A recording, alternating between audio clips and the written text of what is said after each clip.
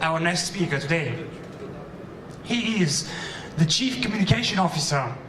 Technology is failing me. He is the Chief Communication Officer at Ethereum. His current focus is on smart contracts, smart property, and the development of decentralized application deployed on top of blockchain infrastructure. He's also the founder, and CEO of the world's first cryptocurrency consultancy, Ethereum. The title of his talk today is going to be Decentralization, Singularity.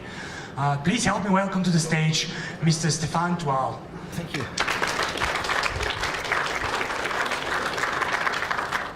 Hey guys, can you hear me okay at the back?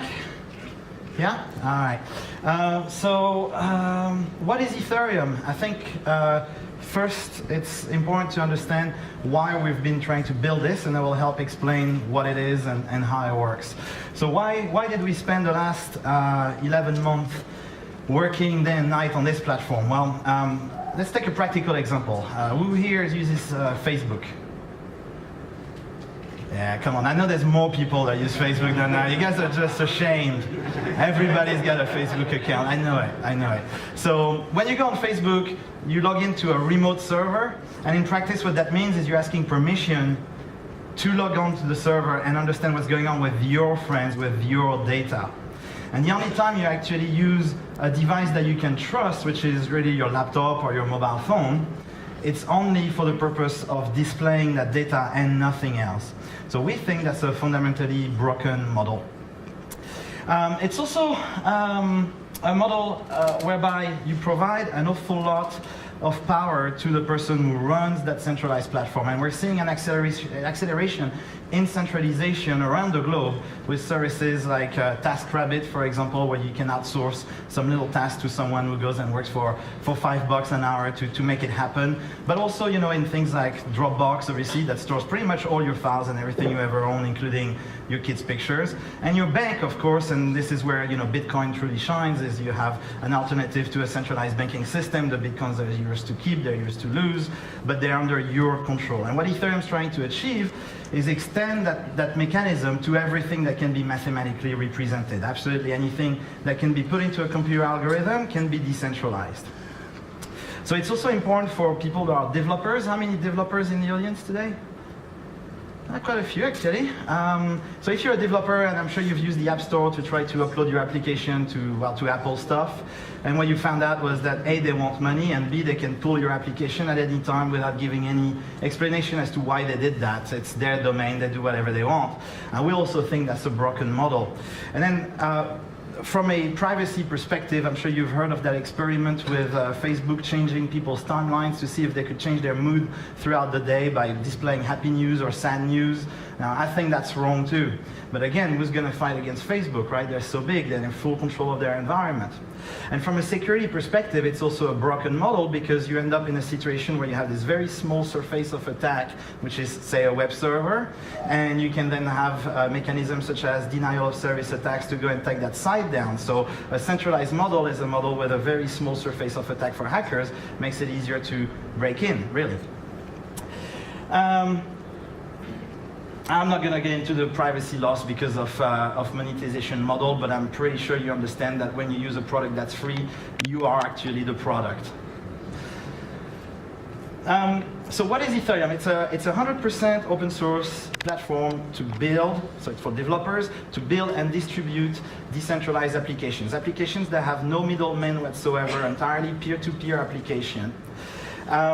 It's a programming language as well as a distribution mechanism. So what that means is, as a developer, you're able to go and write code that will run on a blockchain, similar but not identical to the Bitcoin blockchain.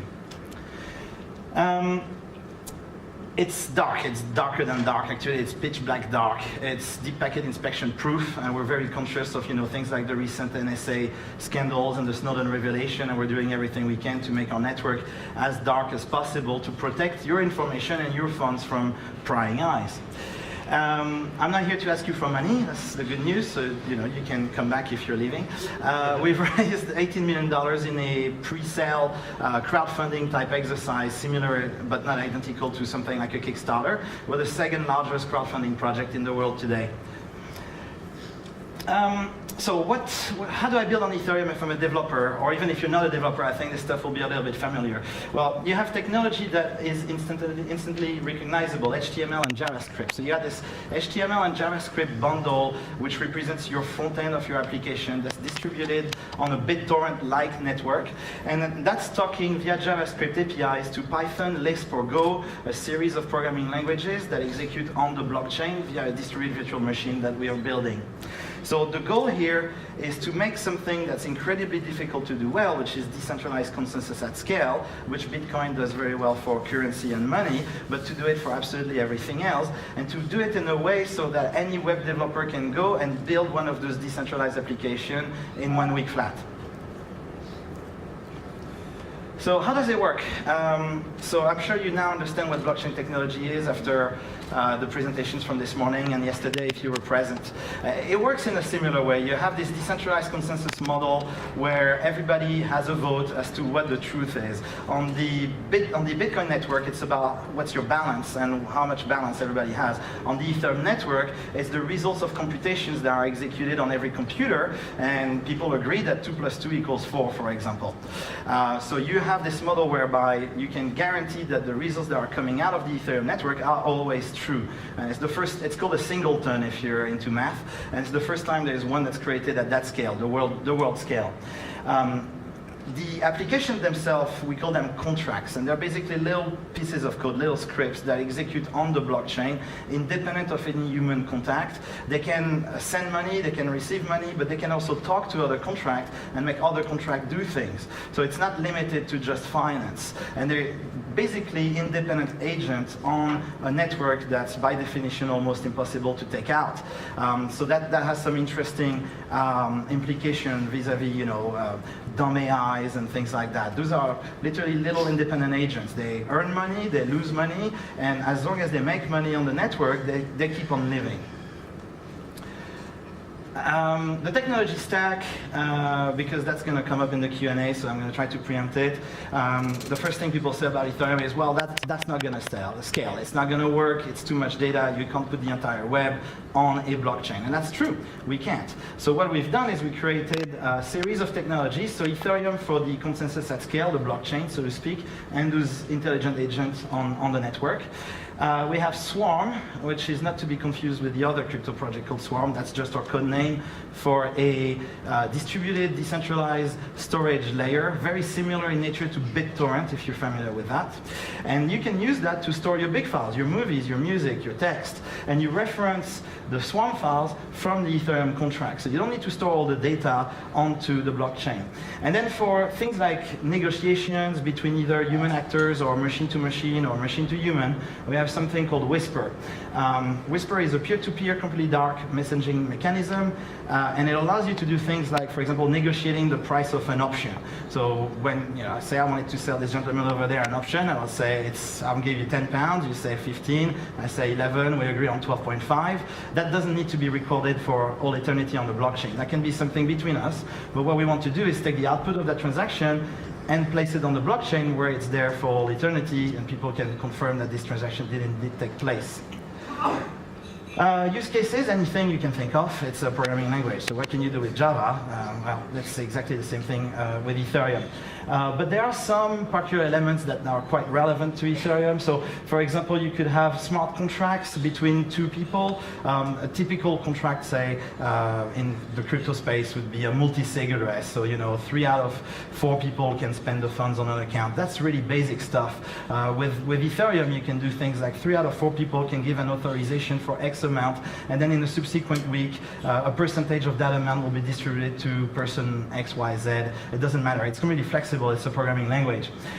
So you can build prediction market, you can build any type of derivative you can think of. You can build an entire decentralized exchange that's not run by any human whatsoever, and therefore is uncorruptible, because everybody on the network can check that the code does indeed do what it says it does, and it will happen. So goodbye empty gox and all this sort of scams. The exchanges will be decentralized, and therefore they'll be safe. Voting systems, escrow, etc. Well, anything you can do with a lawyer today, you'll be able to do this for almost free. Not free, but almost free. Oh, no, my slides are broken. Oh, there you go. What we have here. So yeah, this on the screen here is quite interesting. There's a chap called Dennis. He's got a door behind him, and he's got a Raspberry Pi that's running Ethereum. The Ethereum node is talking to the door, and that allows people to decentralize Airbnb, for example. So instead of exchanging keys with the guy who owns the place when you go rent, you can just swipe your phone after the transactions took place in front of the door opens, you get into the apartment, you leave, etc. You're being charged for it. It's all in the contract, and again, that's code that everybody can read at all times and make sure that it's really happening. So anything that has a middleman, I think, is going to go the way of the dodo, really. eBay, Airbnb, things like that. Anything that has a middleman is pretty much, in my view, doomed. So in terms of projects that we have on our network, at the moment we're in testnet phase. We're launching around March next year, but we have things like Foodway, for example, tracking food stuff across the Middle East to make sure that the food wasn't messed with, which is really important over there because of religious concerns and so on. We have Project Ares, which is a decentralized governance application. It's really exciting stuff. Today, when you go look for a job, you never ask the hard question, and you say, oh well, how much you're paying me, but you don't know who really runs the place, who's got the share, who can do what, who's really behind this organization. With decentralized governance, that stuff will be transparent. So you can shop between employers and say, this one looks like the type of employer I'm comfortable working with before you even accept the job.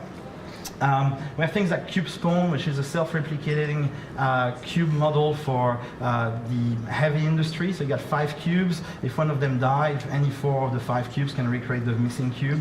So it's a self-replicating, Terminator-ish sort of thing. We have MoneyGraph, which is a decentralized art marketplace where people can go and buy and sell digital art. And of course, because it's on the blockchain, they know that this a limited edition is truly a limited edition and not a scam.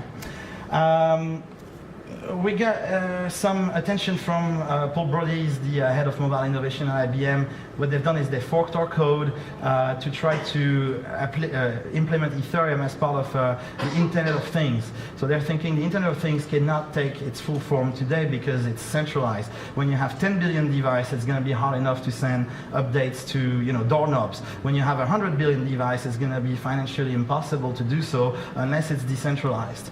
From a safety perspective, Ethereum is perfect for the Internet of Things as well.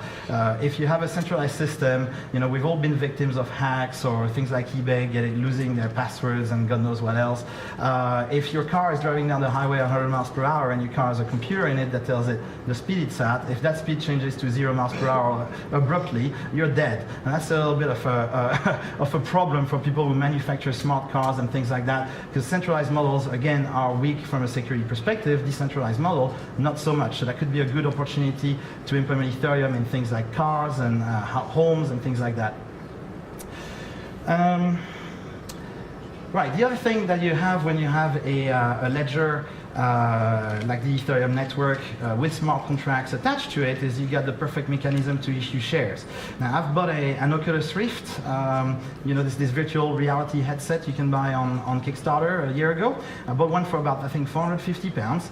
The week after they were sold to Facebook for $2 billion. I got zero money. I received my model, which was an outdated piece of equipment because they made a new one. Basically, I wasn't really happy with the outcome.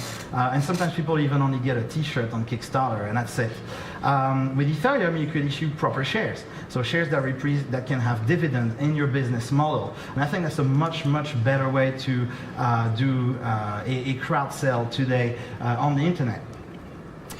The other thing Ethereum could be really useful for, in fact, Vitalik, the inventor of Ethereum, thinks this is going to be one of the primary applications of Ethereum, is the incentivization of nodes as part of networks that traditionally were not really good at being incentivized. So wireless networking, or producing clean energy at home, selling that energy back to the grid in exchange of metacoins, cryptocurrencies, if you don't know what that is.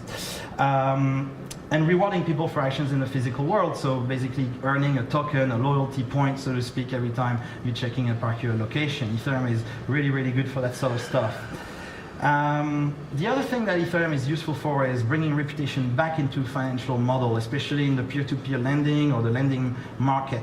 That stuff isn't new. In fact, most of the stuff we're working on isn't new. It's just the technology is now at the point where we can actually implement it. There's something called Chamas in Kenya, where people, say 7 people, vouch for an 8th individual and say, this guy is good for it, he's not going to run with your money, you can lend him, say, £3,000. And that's because they don't have cars, they don't have homes to use as collaterals, they only have their reputation.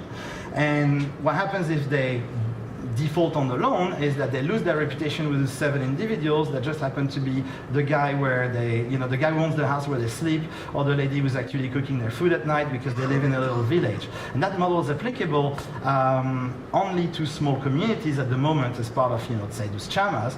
And on the internet, not so much, because on the internet, nobody knows if you're a dog or a fridge or something like that.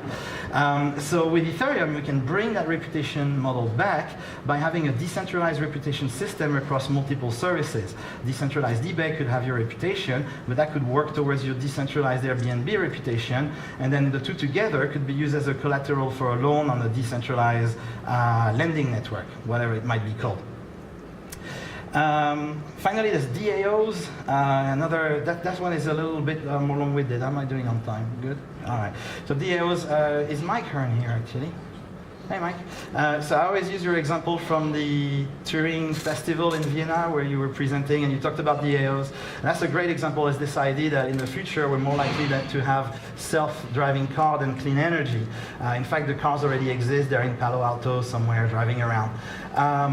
If you have self-driving cars in 50 years' time, somebody wants to go out and they use their phone, like a Hello or Uber type app, to get the car, drive to their place. They jump into the car, they can pay a little bit more money because the car talks, say, Bitcoin or cryptocurrencies, the highway talks cryptocurrencies, so they can pay a little bit more to get a little bit faster on the highway to get to their party quicker. And they arrive, obviously it's all paid for automatically through a smart contract, etc. That's not what's really interesting. What's interesting is who owns the car. Is it Google because they invented the self-driving car? Is it the Uber app? Is it the manufacturer of the car? And the idea here is that the car actually can own itself. So it could be, obviously the money needs to come from somewhere, so it could be a group of like-minded individuals who did a Kickstarter with shares for a self-driving car that they then launch on the road to go and earn money. Obviously that's a little bit far-fetched, because what if the car breaks down? Then you need a decentralized repair service, which doesn't exist yet.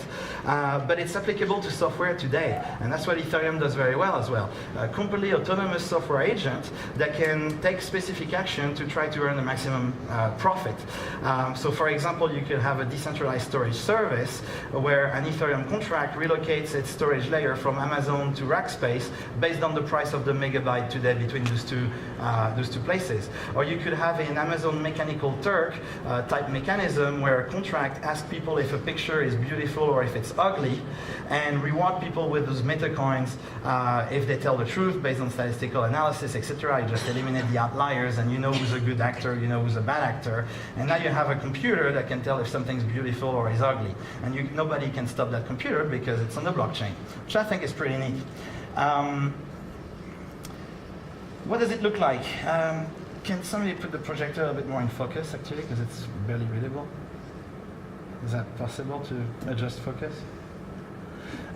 So that's our browser. It's called Mist. It's a navigator for the Ethereum network. Thanks, that's much better. Yeah, a little bit. No, still blurry. Okay, I'll read it out. It works like a browser. It has a dashboard. Each of these 6 things are my decentralized apps that I bookmark, so to speak. Over here, I have a multi-currency wallet. So I have a college fund, broken down into various categories: college fund, saving for, I can't read this, Tahiti, there you go, so my holiday, a swear jar, which is really full because I swear all the time, it's terrible. And as part of that, we got little colors, and it represents the type of cryptocurrencies that this multi-currency wallet holds. So maybe blue represents Bitcoin, and then cyan could represent Dogecoin, and so on and so forth. Here I have people that I'm connected with. Here I have my mining capabilities, because the client obviously mined the network to keep it safe. I got a joint account. I got a crowdfunding, and I got a draw insurance, which is basically a prediction market for weather derivatives. I'll get to that in a second. So that's my wallet here, nothing really incredible, you know, it breaks it down by percentage of cryptos that I hold in various type of cryptos. But more interestingly, the thing is this data is coming to the client in a completely neutral way, and it's the client that reassembles it in a format that makes sense. So the application developers will just have to specify the data in a certain format coming back to the browser, and the browser will display it as such a chart, for example, or as a pie chart, whatever else. I'll skip forward a little bit. This is sort of the app store of the Ethereum network. It's not animating properly, but I got an escrow contract here, a family trust, a time lock. I can create a company. I can create a whole new democracy with a new voting system. A futurarchy, which is a prediction market for democracy. It's quite interesting stuff. Have a look at that. And I can bet on various prediction markets, national events insurance, computing market, and so on. Here we have a crowdfunding platform, which is obviously all test data, right? And Mike might recognize the name of that platform. Little wink to Lighthouse there. Yeah, we can invest in creating a mesh network over North Korea, for example. That's a project I'd support. But there's a little problem here. It's telling me that there's a warning with this particular application. So I'll go and have a look at it. And it says the contract, so the code that's been compiled down into our blockchain, hasn't been published. Now, usually it's not that big of a deal because ultimately it can be decompiled and people can check. But it'll be nicer if the producer of this contract had made the whole code available in its source, human readable source, for validation. Also, probably none of my friends are using this particular app, so it's telling me, hey, be careful because maybe this application doesn't do what it says it would. And that's something we're trying to resolve by implementing this type of mechanism. What's particularly interesting, though, is that the web we use today is entirely opaque. Now, this is pretty much the behavior of the web today. You have no idea what the code behind the website does. You don't know what it does with your credit card details. You just trust they're not going to steal them or give them to someone else. You just trust constantly into this third-party system. So with Ethereum, we call the system trustless because you don't need to put trust into the system since you can read what the code does. So let's imagine that this actually had been fixed, and now I have a much better trust factor of 9 out of 10. The contract is fully open source. It's published by an organization that I trust, and I can clone this dApp actually since the code is completely free and open source. And I'll go and use it. So I'll say, okay, let's ask them a question. They want to build a lighthouse. That looks interesting. So I'll select my identity.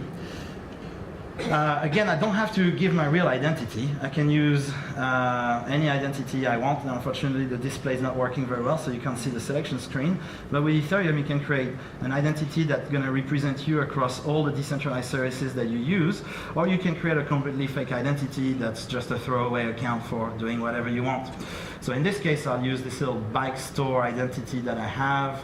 There it is. And then because everything on Ethereum has to have your consent before it does anything, it confirms you really want to send this message to the application developer. So off we go. And I'll invest 25 bucks. And I'll confirm that I want to send 25 bucks. And again, I select, sorry about the animations, it's really not supposed to animate like this. It's the conversion from Keynote to PowerPoint. And I'll confirm the transaction, which is broken. And there's another application here. It's a family trust. So say, for example, in this case, we're going to select a first partner. Wow, okay. So that will be Jane Webb. And she's married to a robot called Zek. And they're going to have a baby. That baby isn't born yet. So what we want to do is we want to be able to create a file that we're going to print and then maybe put it in the bank, which represents the private key for that account. Even if somebody took the account today, they robbed the bank, steal the private keys, it wouldn't help them very much because we'll also make sure that the contract, the stuff that's on the blockchain, knows not to disburse funds to this individual until they may be 18 years old, for example. So in this case, we'll also ask a security question to this individual by saying, what was the name of your favorite plush toy? Hopefully he remembers when he's older. Zibidoody. And it's going to create the identity. I can save it to this, send it by email to my grandma, whatever. The maturity date for the account, that's what matters. We're going to change it to something like January 2038. And that's it, that's our account created. Obviously it's all code, so it displays the code, so you can review it if you're code-minded. If you're not code-minded, it doesn't matter, because there'll be a bunch of individuals that get paid to review those contracts to make sure they do what they said they would. And I choose how much I want to pay. The more money I spend, the faster the transaction goes onto the network. It's a little bit similar to Bitcoin mining fees.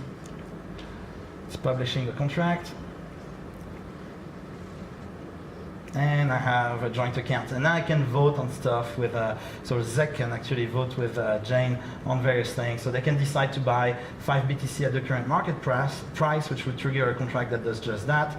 But in this case, one of the individuals might want to refuse, or they might want to accept. We could buy an EVE Online Oracle Battle Cruiser for 5,000 USD. I bet that Jane won't be very happy with that, so she'll probably say no. Anyway, that's us. So the story so far, we started November 2013. The code really started more around January, so it's 11-month old, I would say. We got 3 open source reference clients in C++, Go, and Python. That's to test cross-chain interoperability. But there's also a lot of different community projects out there in any language you can think of, Objective-C, even so one in Haskell, which was pretty cool. We got 85 meetup groups, actually that's wrong, we got 90 now, so look for one next to you where we organize things like hackathons and we build applications together. And I'll finish with this, this whole thing around the decentralization singularity, which was the topic of the talk. For me, it's about, if you make it really, really trivial to build any of those things that are on the screen, anybody can build this stuff. What will happen is they'll spend less time thinking about the technology and writing the code and fixing bugs and understanding how blockchain work, and they'll spend far more time inventing new ideas, leveraging decentralization in new ways that we've never seen before. And I think that's what makes it really interesting. And that's it for me. And that's our website and IRC channels if you want to talk to us. Thank you.